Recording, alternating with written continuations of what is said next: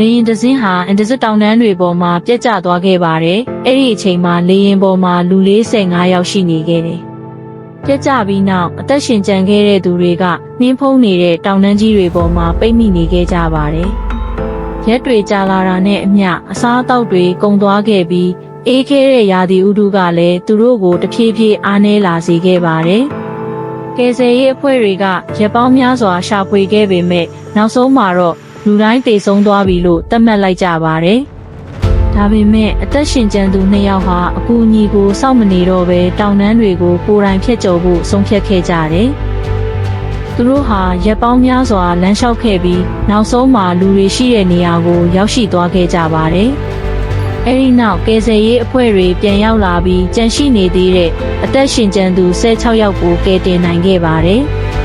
လူတိုင်းသေဆုံးသွားပြီလို့ထင်ခဲ့တဲ့ဒီအဖြစ်အပျက်ဟာလေကြောင်းသမိုင်းတွေကအံ့ဩဖွယ်အကောင်းဆုံးအသက်ရှင်လွတ်မြောက်မှုတွေထဲကတစ်ခုအဖြစ်မှတ်တမ်းဝင်ခဲ့ပါတယ်။